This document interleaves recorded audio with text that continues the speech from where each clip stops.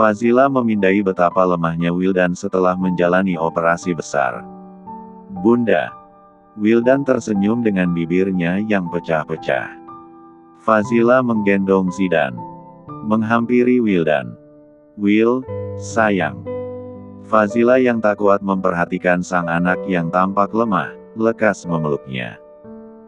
Ayah, tadi Zidan lihat ayah gini. Bibir Zidan monyong. Di kamar bunda. Gini-gini.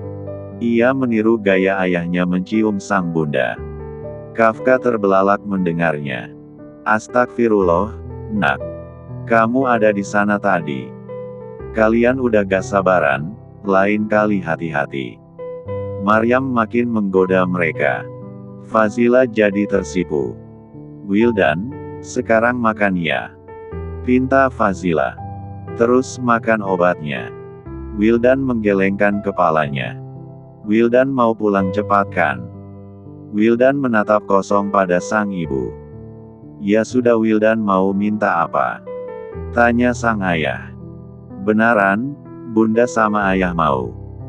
Memangnya kamu mau minta dibelikan apa sayang? Kafka mengelus punggung tangan Wildan. Wildan mengedarkan pandangan pada semua orang yang sedang menanti jawaban darinya. Wildan mau minta adik. Cengirnya. Fazila membeku. Kafka terbatuk. Maryam memberikan jempol.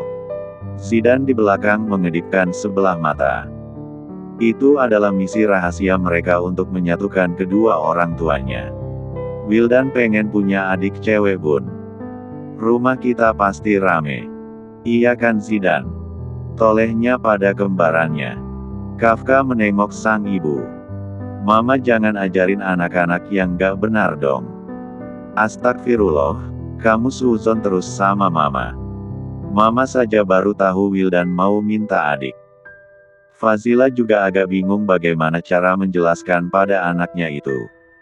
Namun, dia mencoba semampunya. Sayang, gak mudah untuk semua perempuan hamil. Bukan kayak pabrik yang bisa jadi dan dicetak begitu saja, tapi Wildan bisa doakan saja ya yang terbaik untuk bunda. Amin, ucap Zidan dengan kedua tangan mengusap ke wajah. Kafka malah menangkapnya sebagai angin segar yang menghadirkan sebuah peluang untuk bisa bersama sampai akhir hayat. Siang harinya, Kafka sudah pergi ke kantor. Fazila masih harus menemani Wildan untuk menyelesaikan perawatannya di rumah sakit. Maryam datang ke sana lagi. Membawa Zidan. Faz, kamu nggak mau pulang dulu? Tanya sang mertua. Fazila duduk di sofa hitam ruangan serba putih itu. Menatap Wildan sejenak. Aku baik-baik saja kok ma. Padahal kepalanya masih juga diperban. Zidan cuci tangan dan kaki dulu, baru makan. Maryam tersenyum hangat karena cucunya didik dengan penuh adab dan penurut. Ya, walaupun terkadang jahilnya Zidan juga menjengkelkan. Terima kasih karena sudah menjadi ibu yang baik untuk cucu-cucu, Mama. Maryam menggenggam tangan menantunya. Faz, tolong jangan pergi lagi. Fazila ragu untuk menjawab iya. Sebuah janji itu terasa berat baginya yang pernah mengalami trauma di masa lalu. Mama tahu kamu pasti masih marah. Bahkan Mama bisa melihat gimana sikap kamu ke Kafka. Kamu pasti masih dendam dan sakit hati kan? Lama Fazila menyoroti wajah renta Maryam. Mama tahu, bahkan orang yang alim sekalipun pasti punya sifat dendam saat disakiti orang lain. Itu adalah perasaan yang sangat manusiawi. Apa yang harus aku lakukan supaya tidak menyimpan dendam ini ma? Rajin-rajinlah mengingat kematian. Jelek. Fazila tertampar dengan pernyataan itu. Ya, dia hanyalah manusia biasa yang imannya naik turun. Kadang Fazila sudah merasa benar dalam mengambil keputusan, tapi pada akhirnya itu adalah sebuah kesalahan. Hingga timbul kekecewaan. Mama selalu seperti itu.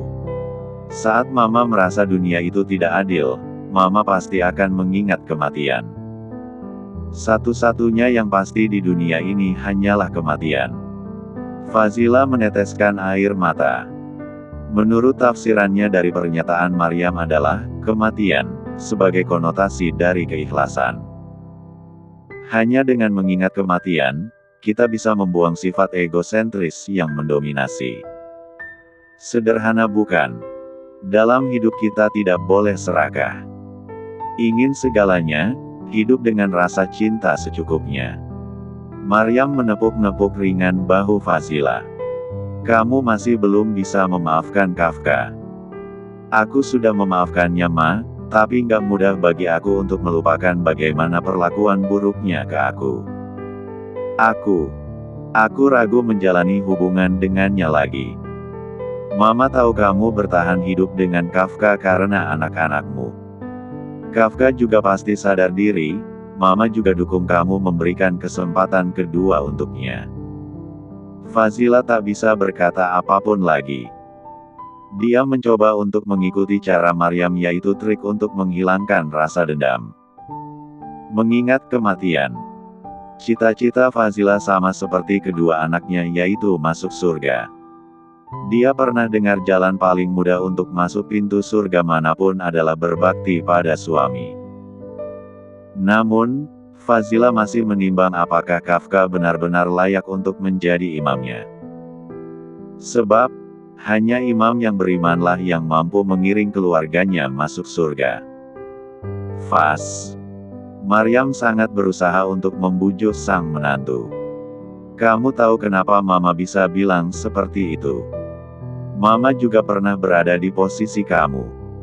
Maksud Mama, kenapa Mama bilang rasa sakit hati itu bisa hilang hanya dengan mengingat kematian? Fazila memicingkan mata. Dulu, Maryam meneteskan air mata. Papanya Kafka juga pernah selingkuh. Fazila menutup mulut dengan tangan. Dan masalahnya persis denganmu. Kenapa Mama bisa yakin kalau Ratna pakai guna-guna? Itu karena papa mertuamu juga begitu. Allahu Akbar, yang benar, Ma. Bahkan lebih parah lagi, mereka sampai punya anak. Setelah Mas Anwar terlepas dari guna-guna itu, dia kembali ke kami, tapi hati Mama masih sakit. Dan Mama mencoba memaafkannya. Karena Mama pikir dari segala musibah, kami pernah hampir meninggal juga, Mama sadar segala yang ada sekarang hanyalah titipan dari Allah.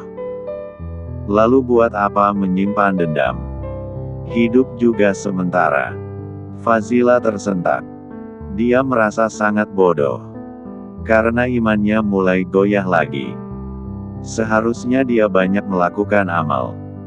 Bukannya malah sibuk menumpuk dendam. Kafka yang kembali lagi ke perusahaan itu masih memikirkan cara meluluhkan istrinya.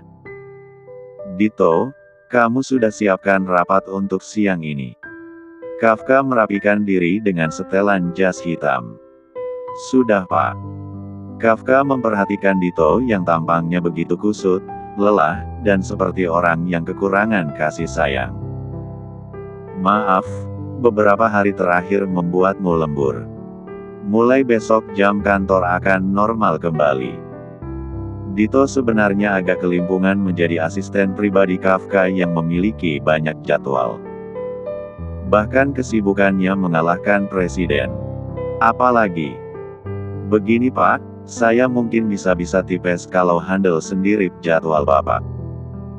Ya sudah, kamu bisa minta ke HRD untuk buka lowongan. Lagi pula kita akan segera launching proyek baru.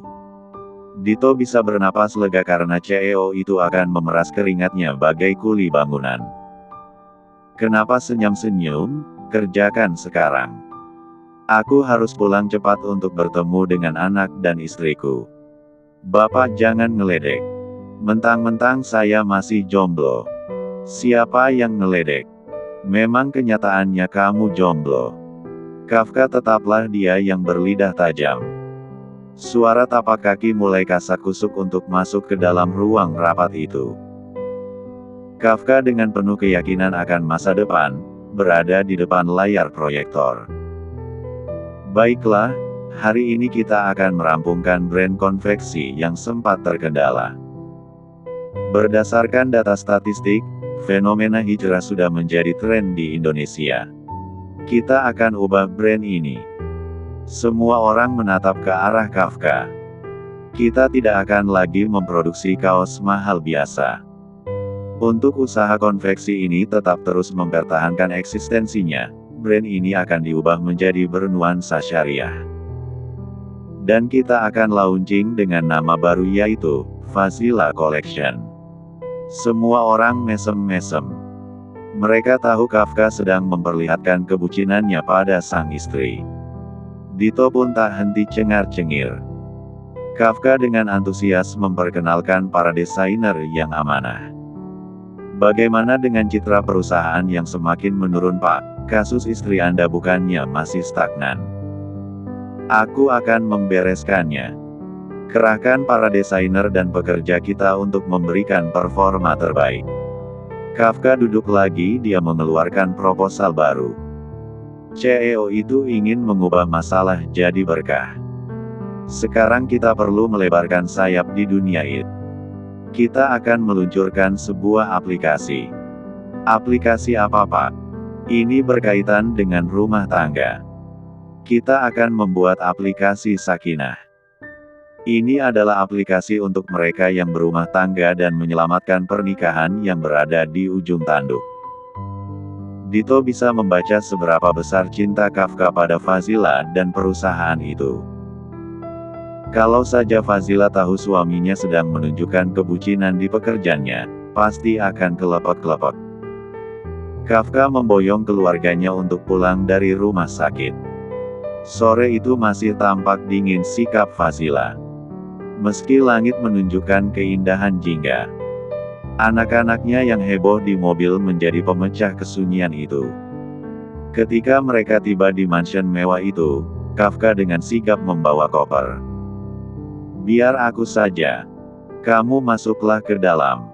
Kafka juga menggendong Wildan. Zidan tahu diri tidak minta digendong, tapi berjalan di sebelah Kafka. Fazila tidak menolak. Dia masuk begitu saja karena sudah lama juga tidak punya sosok seorang pria. Dulu Yayah, bunda itu kuat loh ngangkat galon, lapor Zidan sewaktu ibunya tak terlihat lagi. Sekarang kok bunda kelihatan letoy banget. Zidan yang polos itu menggelengkan kepala. Ini kan tugas papa, sayang. Cengir Kafka. Dulu bunda kan tukang galon waktu di kampung, tukas Wildan dengan suara lemahnya. Oh iya. Kafka sempat berhenti berjalan. Iya ya, bunda dulu pernah kerja angkat galon gitu loh.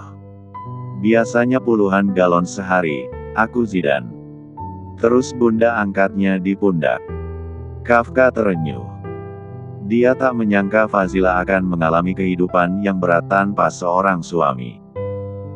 Mulai sekarang, ayah janji kalian tidak akan kesulitan lago. Kafka tahu Fazila dulu pasti rela melakukan pekerjaan apapun demi anak-anaknya. Bunda masih marah sama ayah? Tanya Wildan. Kita harus bersatu supaya bunda gak pergi. Seru Zidan. Kalian punya rencana apa? Kafka ingin tahu sejauh mana anak-anaknya mengharapkan dia tetap ada di samping mereka. Wildan membisiki Kafka. Kafka hanya geleng-geleng kepala. Malam harinya, Kafka menahan Fazila yang ada di tangga menuju kamarnya. Faz, tidur di kamar kita ya. Pin Kafka dengan lembut. Fazila sudah tak tahu lagi caranya untuk menunjukkan cinta. Baik. Nada suaranya pun dingin sekali. Kafka juga tahu sang istri pasti belum bisa menerima kebersamaan itu dengan mudah. Biar aku yang bawa baju-baju kamu. Nggak usah. Tolong biarkan aku menunjukkan diriku sebagai suamimu. Fazila terdiam. Dia menuruti ucapan Kafka. Nasihat Maryam terngiang-ngiang di benak Fazila. Masalahnya Fazila sudah tidak bisa seperti dulu. Barbar, ugal-ugalan, apalagi bersikap manja untuk dicintai. Kafka dengan senang hati memindahkan barang-barang Fazila ke dalam kamar mereka lagi. Fazila hanya duduk di tempat tidur sebelah kanan, membaca sirah Nabawiyah. Saat Kafka kembali ke sana, dia memperhatikan sang istri yang sudah tidur. Padahal pura-pura tidur. "Maafkan aku, Faz." Kafka mendatangi sang istri, menyelimuti Fazila. "Dulu aku jahat sekali. Kalau aku jadi kamu, juga aku tak akan sekuat kamu." Fazila masih bisa mendengarkan apa yang dikatakan oleh Kafka. Kafka menatap keindahan yang ada di depan matanya. "Aku tidak akan menyia-nyiakanmu lagi." Kecupan bibir di kening Fazila Kafka berikan dengan sepenuh hati. Keesokan harinya Haura datang ke hunian sang kakak. "Kak Faz." Haura dengan cadar putihnya memperhatikan Fazila yang tampil anggun. "Ternyata kakak masih secantik dulu. Ada apa, Ra?" "Aku diamanahkan mama untuk ajak Kak Faz ke butik." "Butik? Untuk apa?" "Mama kan mau bikin resepsi pernikahan kalian. Katanya mama mau bikin pesta pernikahan yang meriah." Tidak mau mengecewakan ibu mertuanya Fazila ke dalam untuk mengganti pakaian dulu. Keduanya pergi ke butik itu sambil nanti siangnya Fazila akan menjemput sang anak. Saat di perjalanan, Fazila punya firasat buruk dengan mobil yang mengikuti mereka. "Ra, kamu gak pernah bawa supir. Hari ini lagi pengen nyetir sendiri saja, Kak. Kamu yang cepat ya, bro." Tiba-tiba dari arah belakang mobil mereka ditabrak. Prak! Mobil itu berguling. Fazila terpelanting. Kaca pecah. Haura juga terlempar jauh. Fazila terduduk dan dia sudah berada di rumah sakit. Ia yakin masih hidup.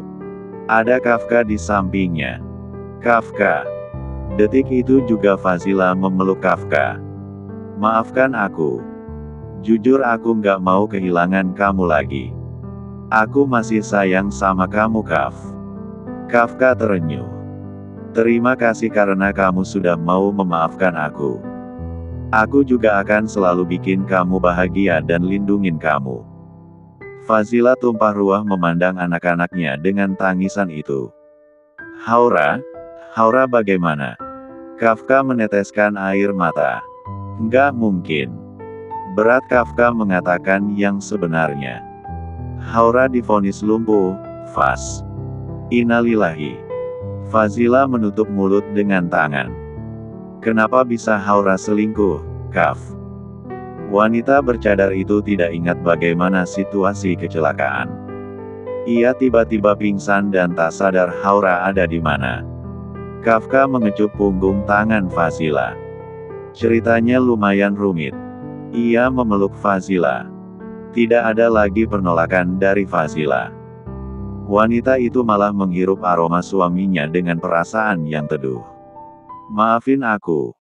Kafka memeluknya erat. "Aku tahu di masa lalu, aku sangat jahat dan arogan. Aku janji mulai sekarang akan melakukan yang terbaik untuk kamu dan anak-anak kita." Fazila tidak menjawab. Masih ada rasa kikuk. Meski perdamaian itu sudah dideklarasikan, Kafka juga tak akan menuntut Fazila bersikap normalnya seorang istri. Dia tahu Fazila butuh waktu menjalankan kewajiban sebagai istrinya. "Istirahatlah." Kafka memperbaiki hijab hitam Fazila. "Kaf, tolong jelasin ke aku. Apa kecelakaan ini murni kesalahan teknis atau ada sesuatu?" Kafka duduk di depan berangkar itu. Ia menggenggam tangan sang istri. "Faz, aku tahu kamu pasti merasa bersalah, tapi ini bukan salah kamu. Tapi aku ngerasa ini bukan kebetulan. Kamu mikir ada yang sengaja bikin mobil kalian kecelakaan." Fazila punya firasat ada orang yang sebenarnya ingin mencelakai dia. Namun, salah sasaran. Kafka menipiskan pandangan ke arah Fazila yang sempat diam. "Tenang saja, Sekarang pihak kepolisian sudah menangani masalah ini. Aku. Fazila sempat menunduk. Aku hanya ngerasa ini bukan kecelakaan biasa. Dan orang yang paling ingin aku celaka adalah Ratna. Kafka hening menatap sang istri. Dia ada di penjara, Faz. Bagaimana mungkin dia melakukan itu? Aku ingat sekali, waktu aku bertemu dengannya di penjara, Ratna mengatakan akan membuatku sengsara sampai kiamat. Fazila terisak. Kafka menghapus air mata sang istri. Jangan takut apapun lagi. Ia genggam erat tangan itu. Aku akan jadi pelindungmu. Aku nggak akan biarkan orang nyentuh kamu walau seujung kuku sekalipun.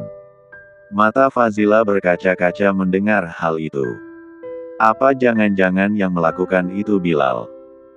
Fazila tahu orang-orang yang ingin mencelakai mereka masih berkeliaran di luar sana. Sudah.